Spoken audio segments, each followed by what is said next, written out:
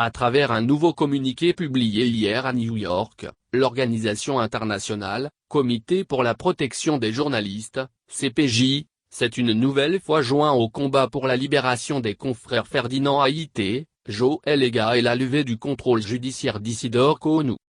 Communiqué de presse du CPJ. New York, 13 décembre 2021, les autorités togolaises doivent immédiatement libérer les journalistes Ferdinand Haïté et Joël Ega et mettre fin au harcèlement juridique d'Isidore Kounou, a déclaré aujourd'hui le Comité pour la protection des journalistes. Le 9 décembre, des agents de la police nationale ont arrêté Haïté, le directeur de publication du journal privé L'Alternative, après avoir répondu à une convocation à comparaître à la brigade d'investigation et de recherche, BIR, selon plusieurs médias et les publications d'Haïté sur Facebook. La convocation fait suite à une plainte de 2 ministres du gouvernement togolais qui sont également pasteurs, Pius Abtome et Kodjo Adedze, au sujet d'une émission en ligne du 30 novembre mettant en vedette les 3 journalistes, selon l'avocat des journalistes Elom Kpad et ses rapports.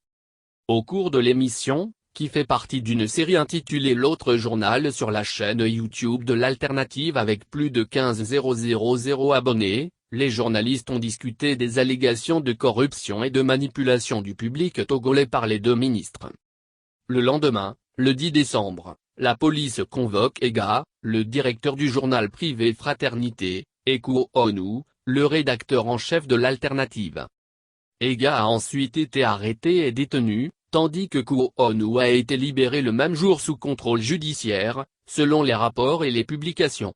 Haïté et Ega ont été accusés d'outrage aux autorités et de propagation de mensonges, et Kounou a été accusé de complicité dans ces 2 crimes, a déclaré Kpad au CPJ via une application de messagerie. Il n'y a absolument aucune raison pour que les journalistes togolais Ferdinand Haïté et Joël Ega aient été arrêtés ou détenus.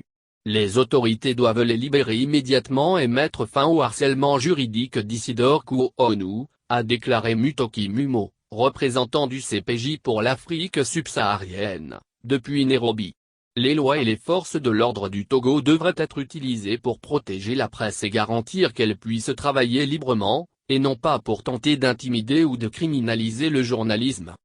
Toute personne reconnue coupable d'outrage aux représentants de l'autorité publique est passible d'une peine allant jusqu'à 2 ans de prison et d'une amende de 1 million de francs ouest-africains, $722, selon le code pénal togolais. La publication de fausses nouvelles est passible d'une peine pouvant aller jusqu'à 2 ans de prison et d'une amende de 2 millions de francs ouest-africains, $3,445. Des peines de coaction et complicité alignées sur celles des délits associés.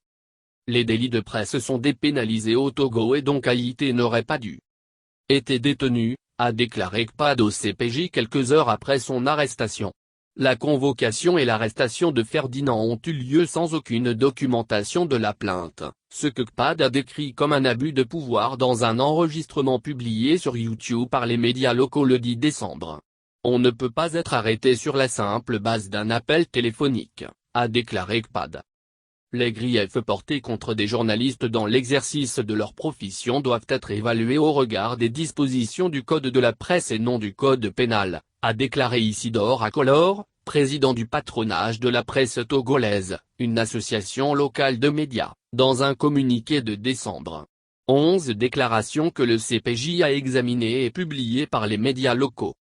Le procureur de l'État, Mavama Talaka, a déclaré au CPJ via une application de messagerie qu'il refusait de commenter la situation des journalistes car, une autorité judiciaire, il ne semble pas approprié de communiquer avec la presse sur une affaire en cours. Les SMS envoyés à Abtome et à Adedze par le CPJ demandant des commentaires sont restés sans réponse. Le gouvernement togolais a suspendu l'Alternative à 2 reprises en moins de 2 ans, en février 2021, lorsqu'Haïté a également été victime d'harcèlement judiciaire, et en avril 2020, lorsque le gouvernement a suspendu l'Alternative, Fraternité et un 3e journal, Liberté.haïté. Phone nombre est également apparu sur la liste du projet Pegasus des personnes prétendument sélectionnées pour une surveillance potentielle des logiciels espions.